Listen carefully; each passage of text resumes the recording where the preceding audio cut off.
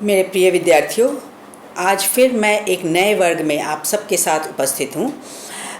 हमने जैसा कि वादा किया था पाश्चात्य समीक्षा पर ही अगला वर्ग होगा, तो इसके पहले हमने प्लेटो की चर्चा की थी, तो आज अरस्तु की बारी है। मैंने जैसा कि कहा था कि हमारा अगला वर्ग अरस्तु पर केंद्रित होगा, तो आज हम अरस्तु पर बात करते हैं। इसके पहले मैंने यूनान की चर्चा की थी, खास चर्चा की थी यूनान की भौगोलिक परिस्थितियों की, चिंतन परंपरा की, किस प्रकार यूनान संपूर्ण पाश्चात्य जगत का चिंतन का केंद्र रहा, इसकी चर्चा हमने की थी। हमने सुकरात की भी चर्चा की थी और किस परिस्थिति में प्लेटो का जन्म होता है, कैसे स्पार्टा और एथेंस की लड़ाई होती है। यह लड़ाई 27 साल चलती है। इस 27 साल के अंदर ही प्लेटो का जन्म होता है, वह युवा होता है। उसके ऊपर ऐसी स्थितियों का क्या प्रभाव पड़ता है, उसके चिंतन पर क्या प्रभाव पड़ता है, साहित्य के सिद्धांत पर क्या प्रभाव पड़ता है, संपूर्ण जीवन के सिद्धांत पर क्या प्रभाव पड़ता है, इसकी चर्चा हमने की थी।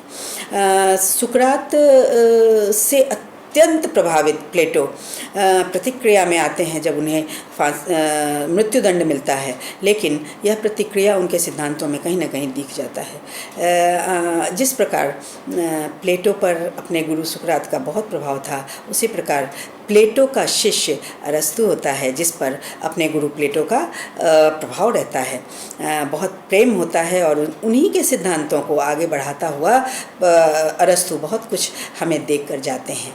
मैंने भौगोलिक स्थिति की चर्चा करते हुए बताया था कि मकदूनिया से सिकंदर थे और अत्तिका की राजधानी एथेंस थी, जहाँ की प्लेटो का जन्म हुआ था, और वहीं सुकरात हुए थे। और इधर लोकोनिया था, लोकोनिया में की राजधानी स्पार्टा थी, जिसे अपने बल पर, वीरता पर बहुत गुमान था, और उन्होंने बुद्धिवादी, संस्कृतिवादी, कलावादी एथेंस पर आक्रमण कर दिया था। और 27 साल तक ये बुद्धिवादी लोग उनसे लड़ते हैं, लेकिन अंत में शारीरिक सौष्ठव के आगे बुद्धि हार जाती है, कलाएं हार जाती हैं और स्पार्टा विजयी होता है। तो ऐसे में बहुत ही आक्रांत समय में प्लेटो का उद्भव होता है, और इसीलिए प्लेटो के आदर्श गणराज्य में कलाओं का कोई महत्व नहीं, साहित्य वर्जित हो जाते हैं। लेकिन आगे जाकर जब वो अपनी विद्यापीठ बनाते हैं और उस विद्यापीठ में अरस्तु जैसा एक विद्यार्थी आता है, तो किस प्रकार उनके सिद्धांतों को फिर से पुनर्विश्लेषण करता है और बड़े ही सकारात्मक रूप में प्रस्तुत करता है, यह देखना बड़ा दिलचस्प होता है। और इसीलिए समीक्षा शास्त्र, चिंतन परंपराएं, जीवन शैली, सांस्कृतिक परिस्थितियां पढ़ना बड़ा रुचिकर होता है बच्चों। समीक्षा सिद्धांत कोई कठिन वर्ग नहीं है, बहुत ही आसान और बहुत ही रुचिकर एक कहानी की तरह निकल जाती है और हम बड़े प्रेम से इसको समझ सकते हैं। तो आज हम अरस्तु की चर्चा करते हैं बिल्कुल कथात्मक रूप में, जिससे आप आसानी से इसको समझें और इनके सिद्धांतों की समझ बना लें अपने अंदर। तो अरस्तु का जन्म मकदूनिया में होता है, मकदूनिया के स्तगिरा नामक नगर में होता है। उस वक्त मकदूनिया में राजा फिलिप का राज होता है, और राजा फिलिप के पिता का राज होता है, और उनके पिता के दरबार में ये इनके अरस्तु के पिता चिकित्सक होते हैं, और वहीं बड़े ही संभ्रांत माहौल में अरस्तु का जन्म होता है, पालन पोषण होता है, विकास होता है। जब कुछ बड़े होते हैं तो वह एथेंस का बहुत ही आकर्षण है, क्योंकि वो बुद्धिजीवियों का गढ़ है, क्योंकि वह कला और संस्कृतियों का गढ़ है। तो एथेंस का सबको बहुत आकर्षण होता है। तो मकदूनिया से अरस्तु एथेंस आ जाते हैं, और एथेंस में आकर वह प्लेटो के शिष्य हो जाते हैं। प्लेटो की विद्यापीठ में उनका नामांकन होता है। प्लेटो उनसे इस कदर प्रभावित हैं कि वह कहते हैं कि हमारे विद्यापीठ का अगर हम 2 भाग करें, तो एक भाग उसका शरीर होगा और दूसरा भाग उसका मस्तिष्क होगा। तो जो शरीर का भाग है वो हमारे अन्य विद्यार्थी हैं, और जो मस्तिष्क का भाव है वो हमारा अरस्तु है। इस प्रकार अरस्तु पर उनका बहुत भरोसा होता है, उसके ज्ञान पर, उसकी समझ पर, उसकी चिंतन पर और उसके शिष्यत्व पर, कि वह एक आदर्श शिष्य होता है प्लेटो का। प्लेटो अपनी शिक्षा दीक्षा समाप्त करके वहीं रहते हैं। जब 37 वर्ष की अवस्था में अरस्तु के समक्ष ही प्लेटो का निधन हो जाता है। अरस्तु की यह मानसिकता है, उसे ऐसा लगता है कि क्योंकि प्लेटो उन्हें बहुत पसंद करते थे और उन्होंने बहुत कुछ दिया था इस विश्वविद्यालय को, इस विद्यापीठ को, तो उन्हें यह उम्मीद थी कि यह विद्यापीठ उन्हें प्राचार्य की जगह पर नियुक्त करेगा। लेकिन वहाँ क्षेत्रीयतावाद हावी हो जाती है और उनको प्राचार्य की जगह नहीं दी जाती। कहते हैं कि ये चूँकि मकदूनिया के हैं तो कोई एथेंस का ही आदमी, अत्तिका का ही आदमी यहाँ प्राचार्य हो सकता है, इसीलिए उन्हें वह स्थान नहीं मिलता है। बहुत दुखी हो जाते हैं। उन्हें उनकी कहीं ना कहीं ठेस लगती है उनकी उम्मीदों को और वह छोड़ देते हैं, एथेंस छोड़ देते हैं और एथेंस से वह निकल जाते हैं। एथेंस में ही पढ़ते समय उनके एक मित्र हैं हेरमियास से उनका बड़ा लगाव था। तो हेरमियास को यह स्थिति अच्छी नहीं लगती, तो वह अपनी भतीजी जिसे उन्होंने दत्तक पुत्री के रूप में लिया था, उससे अरस्तु का विवाह करवा देते हैं और बहुत सारा धन देते हैं और उन्हें अपने साथ लिए जाते हैं। लेकिन जब वह उनके साथ जाते हैं तो वहाँ भी वह पढ़ने का ही काम करते हैं, रिसर्च का काम करते हैं, शोध का काम करते हैं और उनके धन से, हेरमियास बहुत धनी होते हैं तो उनके धन से एशिया माइनर का राजा होता है वह। तो एशिया माइनर पर बाद में ईरान का हमला हो जाता है और हेरमियास मारे जाते हैं और अंततः अरस्तु एशिया माइनर से निकल जाते हैं। लेकिन जब तक वहाँ रहे तब तक उन्होंने उनके धन का इस्तेमाल किया, इस रूप में किया कि उन्होंने अपने लिए 1000 दास खरीदे, 1000 दास खरीदे और उस धन से उन्होंने रिसर्च का, शोध का काम किया। वो सारे दास, उनके 1000 दास संपूर्ण क्षेत्र में फैल गए और दुनिया के हर विषय का जो कुछ भी उन्हें कहा गया वह रिसर्च कर के सामग्री लाते रहे और यहाँ अरस्तु का काम होता रहा। लेकिन बाद में पुनः उन्हें हेरमियास की मृत्यु के बाद एशिया माइनर छोड़ना पड़ता है और वो मकदूनिया ही लौटते हैं और राजदरबार में ही आते हैं। तो वहाँ आने पर राजा फिलिप सिकंदर का गुरु बना देते हैं अरस्तु को। अरस्तु सिकंदर का गुरु होता है। लेकिन सिकंदर की मानसिकता कुछ अलग थी। वह वीर था, वह विजयी होने के सपने देखता था, विश्व विजय करने के सपने देखता था और वहाँ की जो स्थिति थी, राजनीतिक स्थितियाँ अरस्तु को रास नहीं आती थी। वह पढ़ने लिखने वाला एक विद्वान, वह एक ऐसा दार्शनिक जिसने विश्व के सभी विषयों को हृदयंगम कर डाला था। ऐसे उस विद्वान को वहाँ मन कैसे लगता। तो अंत में वह सिकंदर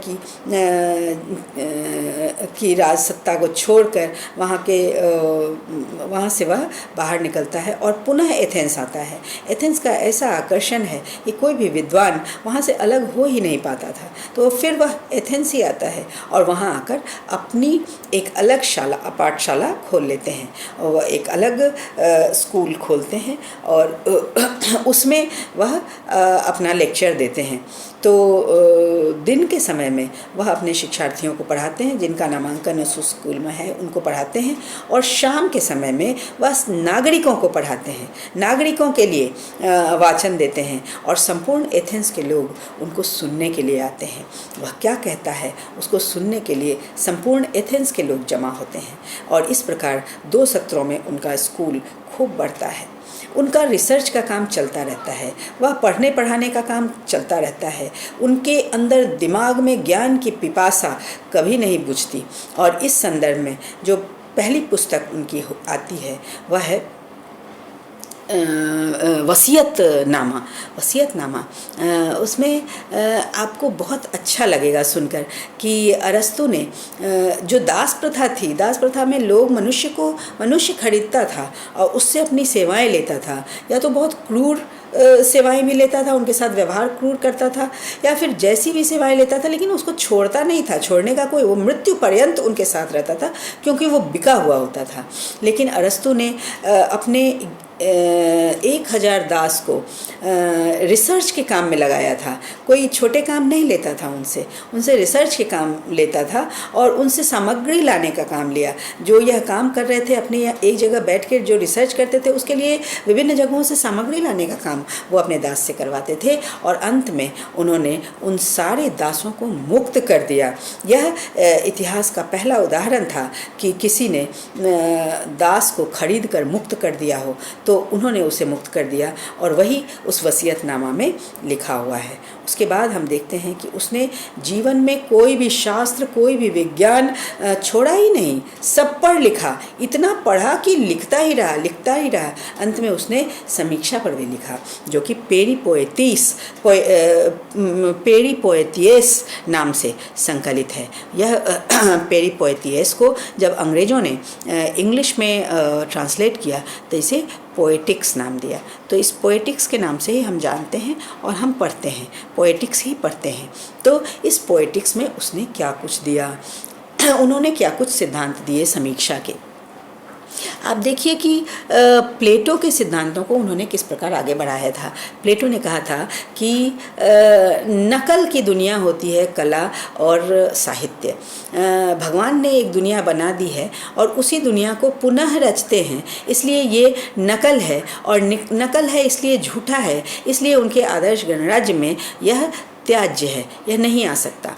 लेकिन इसी की व्याख्या अरस्तु करता है कि जो दुनिया भगवान ने बनाई, तो कवि उसकी नकल अवश्य करता है, लेकिन उसको हृदय में पगाकर वह जो दुनिया देता है वह एक नई दुनिया होती है, और वह बिल्कुल स्वाभाविक होती है, ओरिजिनल होती है, मौलिक होती है वो दुनिया। तो वो जो कला की दुनिया है, वो जो साहित्य की दुनिया है, वह जो कवि लिखता है या साहित्यकार लिखता है, वह उसकी बनाई हुई, उसकी सृजित की हुई एक नई दुनिया है। इसीलिए अनुकरण गलत नहीं है, अनुकरण जो है वह सही है। सीखते हैं, अपने अंदर पगाते हैं, अपने संस्कारों में ढालते हैं और एक नई चीज़ दे देते हैं। आपको याद होगा हमारे यहाँ भी पूर्वी चिंतन परंपरा में कबीर मनीषी परिभू स्वयंभू कहा गया है कि जो कवि के मनीषा में जो कुछ भी उत्पन्न होता है वह स्वयं भगवान है। वह स्वयं जो रच दिया, इंसान ने जो नई दुनिया रच दी, उसका वह स्वयं भगवान है। उसी प्रकार वहाँ भी अरस्तु ने कहा कि यह नकल की चीज़ नहीं है, यह नकल में भी बिल्कुल मौलिक चीज़ समक्ष आती है, तो इसीलिए यह त्याज्य नहीं हो सकती। हालांकि प्लेटो ने दो चीज़ों पर बहुत महत्व दिया था, वह था शरीर और मस्तिष्क। और मस्तिष्क के लिए कलाएं पूरी तरह त्याज्य नहीं थी, उनमें संगीत कला उनको बहुत प्रिय थी, जिससे कि मस्तिष्क की शांति होती है, मस्तिष्क की मजबूती होती है। और शारीरिक बल भी जरूरी था, व्यायाम की कला तो उसको भी, योग की कला उसको भी उन्होंने स्वीकृति दी थी। योग और संगीत उनके गणराज्य में या उनके साम्राज्य में थे, लेकिन इसको बिल्कुल ही सकारात्मक नए ढंग से अरस्तु ने अपने सिद्धांतों के अनुसार, अपने संस्कृति, अपने चिंतन के अनुसार उसको नया करके हमारे समक्ष रखा, अनुकरण का सिद्धांत। और आप जानते हैं कि अरस्तु के दो सिद्धांत और बहुत प्रचलित हुए, वह थे त्रासदी के सिद्धांत और विरेचन के सिद्धांत। आप जानते हैं प्लेटो ने कहा था कि त्रासदी त्याज्य है क्योंकि वह हमें दुख में ले जाती है, और दुख में आदमी आत्म केंद्रित हो जाता है और कमज़ोर हो जाता है। तो अरस्तु ने कहा कि दुख के बाद, त्रासदी के बाद विरेचन भी होता है, वो भी एक सिद्धांत है। विरेचन यानी आत्मशुद्धि। जैसे हम बहुत दुखी होते हैं तो हम बहुत रो लेते हैं, और हमारे रोने से हमारे अंदर की पीड़ाएं कम हो जाती हैं, हम शांत चित्त हो जाते हैं और पुनः दोहरी ऊर्जा लेकर हम काम कर सकते हैं। इसीलिए अरस्तु के सिद्धांत बहुत वैज्ञानिक थे और बहुत व्यावहारिक भी थे, क्योंकि ऐसे कलाओं का त्याग नहीं किया जा सकता जिसके बिना ज़िंदगी ही अधूरी हो जाए। अगर साहित्य ना हो, कला ना हो, तो ज़िंदगी में कोई रस नहीं बचेगा। तो इन रसों को किस प्रकार अपने जीवन में बचा के रखना है, इसकी सीख वह देते हैं। कहते हैं कि बाद में अरस्तु का संपूर्ण शोध नष्ट हो गया था, बहुत खोज के उनकी चीज़ों को निकाला गया, और ये जो पोएटिक्स निकला वो बहुत ही छोटा सा एक ग्रंथ है, बहुत ही छोटी सी पुस्तिका है। उसमें कुछ अध्याय 12-15 लाइन के भी हैं। तो ये छोटी छोटी बातें थीं। कहते हैं कि अरस्तु ने जो नोट बनाए थे एक कॉपी में, वो ही रह गया और उनके सारे ग्रंथ नष्ट हो गए, लेकिन ये जो रह गया वह भी बहुत कुछ रह गया। उसी का विश्लेषण विद्वान भी कैसे होते हैं, खोजी भी कैसे होते हैं, जिज्ञासु भी कैसे होते हैं, किस प्रकार ढूंढ कर निकालते हैं चीज़ों को, यह देखने में वाली बात है कि अरस्तु को ढूंढ कर निकाला गया सैकड़ों वर्षों बाद, और वह इतना उपादेय है हमारे लिए। इतनी हम उसके पोएटिक्स को पढ़ें तो हम एक एक चीज़ पर चकित रह जाते हैं। उसने कितना सुंदर विश्लेषण किया है त्रासदी का। आप याद कीजिए कि जो भी फिल्में दुखांतक आपने देखी होंगी, आप भूले नहीं होंगे। जो भी साहित्य दुखांतक आपने पढ़ा होगा, वह भूलने लायक चीज़ें नहीं हैं। भले ही सुख वाले, आनंद वाली चीज़ें हम भूल जाएं, लेकिन दुख वाली चीज़ें, दुख चिरस्थायी भाव है। दुख हमारे अंदर से, दुख हमें जोड़ने का काम करता है। लेकिन हम जब आंसू बहा लेते हैं तो हम परिशुद्ध हो जाते हैं, हमारे अंदर शांति आ जाती है और पुनः काम कर सकते हैं। इन्हीं सिद्धांतों के आलोक में हम अरस्तु को समझते हैं। वीडियो की सीमाएँ होती हैं, बहुत ज़्यादा नहीं बोल सकती। मैं इन सिद्धांतों की चर्चा, अनुकरण के सिद्धांत, त्रासदी और विरेचन के सिद्धांत, मैं अलग अलग वर्गों में अलग अलग बोलूँगी, तभी आप इसको अच्छे से समझ पाएंगे। आज मैंने अरस्तु के व्यक्तित्व के बारे में और उनके काम पर थोड़ा प्रकाश डाला है कि उन्होंने क्या कुछ कहा है, लेकिन आगे के वर्गों में उनके सिद्धांत और दर्शन पर चर्चाएं होंगी। आज तक के लिए इतना ही। पढ़ो, प्रश्न करो। व्हाट्सएप पर जिस प्रकार प्रश्न डालते हो, मुझे बहुत खुशी होती है। मैं अपनी सुविधा अनुसार आपके जवाब भी देती हूँ, आपसे जुड़ी रहती हूँ। यह वीडियो वर्ग मेरी मृत्यु तक चलता रहेगा। मैं इतना वचन देती हूँ कि मैं बोलती रहूँगी। छोटा छोटा बोलना आपके लिए बहुत बड़ा बड़ा काम कर जाता है। ये मैंने देखा है किस प्रकार आपके अंदर वो पृष्ठभूमि बन जाती है विषय की, जो कि बिल्कुल कहानी के स्वरूप में आ जाती है आपके अंदर। तो यह बहुत आवश्यक है। इस लॉकडाउन में हमने जो यह वीडियो की परंपरा चलाई है, ये बहुत सुंदर है। ऑनलाइन क्लास ले ही रहे हैं हम, तो ऑनलाइन क्लास चलता रहेगा। भले ही हमारा क्लास खुल जाए या लॉकडाउन समाप्त हो जाए, क्लास खुल जाए, हम फिर वहाँ बैठें और बहस करें, और हमारा कितना सुखद क्लास हुआ करता था वह फिर हो, इसकी उम्मीद तो हम ज़रूर करते हैं। लेकिन ये जो नई चीज़ें हमने प्रारंभ की, वीडियो का वर्ग, यह तो अत्यंत, या ऑनलाइन क्लास, यह तो अत्यंत सुखद है बच्चों।